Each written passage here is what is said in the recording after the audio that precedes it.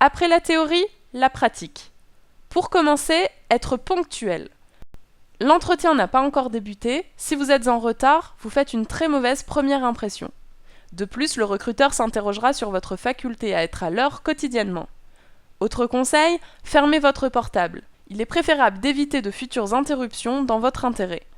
Évitez toute fantaisie comme les piercings, les bijoux atypiques, les motifs, les baskets et adoptez une tenue adaptée au poste pour lequel vous postulez. Sans être trop solennel, soyez élégant et professionnel. Pour finir, prenez des notes. Vous démontrez au recruteur que vous êtes consciencieux et organisé. De votre côté, vous aurez un retour de votre entretien. Ces notes vous permettront de faire le bilan de votre prestation. Maîtrisez sa communication. Une poignée de main ferme, un regard franc et un sourire sont des gestes simples qui vous permettront de faire une bonne première impression sans avoir commencé la discussion. Être dans une dynamique d'ouverture. Votre comportement physique aura automatiquement un impact sur le message que vous allez donner au recruteur. Restez souriant et courtois. Cette dynamique d'ouverture implique de rester droit, de ne pas croiser les bras, de ne pas montrer de signes d'impatience, de stress ou de déstabilisation. Restez à l'aise et tout se passera bien. Servez-vous de votre regard pour montrer que vous êtes attentif et reformulez certains points soulevés pour prouver votre attention. Bannir les fautes de français qui peuvent être rédhibitoires pour certains recruteurs.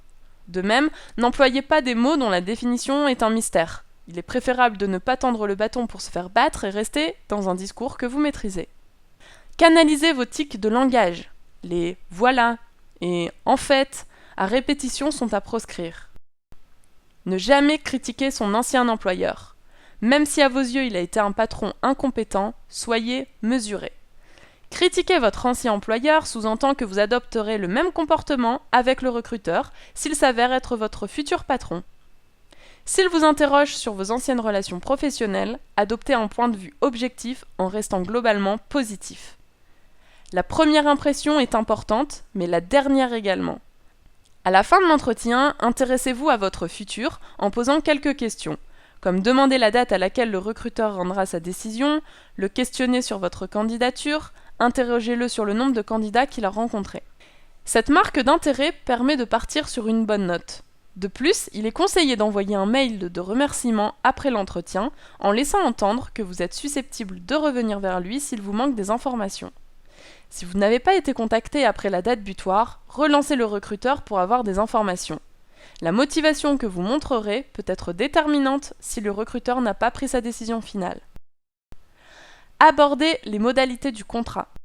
Questionnez le recruteur sur le montant du salaire proposé, le temps de la période d'essai, le temps de travail, la durée du contrat.